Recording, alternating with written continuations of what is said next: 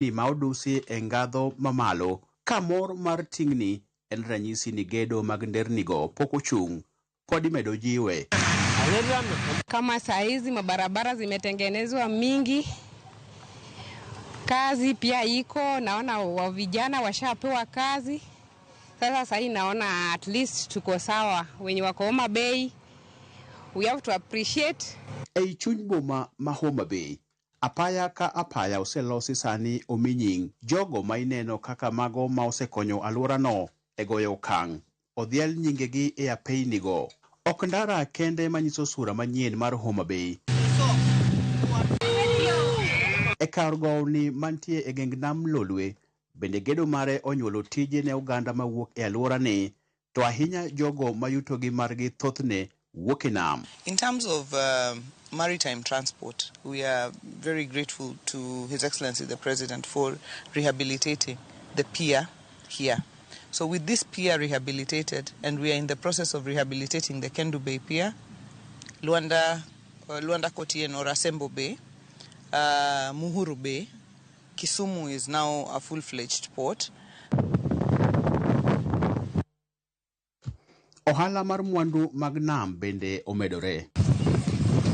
Chironi mar Koginga mane oger e nengo mar shillings milion 345 oreso sekta mar lupo gi ohand rech e alwora ma Homa Bay. Ok mago kende, gedo mar paw tuke mar Raila Odinga bende ojiwo thuolo mar tego talanta kod yawo pap ne tuke ei Homa Bay. Ukienda kwa kaunti zingine hautapata stadium kama hii.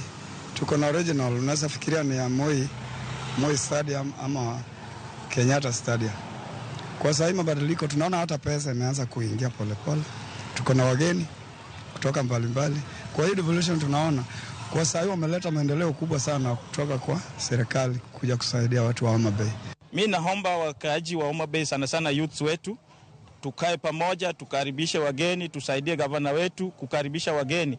Tufanye vitu zetu sana sana mambo za biashara, tufanye biashara because governor akona wageni wengi na chakula inatakikana. E sekta mar thieth, tend county ni lero ni chenro mag thieth osejiw kendo osekonyo e duoko piny tho mar mine makonyore kanyakla gi nyithindo mana kaka jotuo mamoko. Tend Homa Bay wacho ni okenge mag jiwo chenro mag keyo pi maler osereso miere mathoth kod jiwo ohala. E bwo sirikal ma Homa Bay kod sirikal ma malo, geno nitie mar ni lokruok makamago biro medore kendo kelo lokruok e ngima oganda. Crispino Tieno, Ramogi TV, Homa Bay.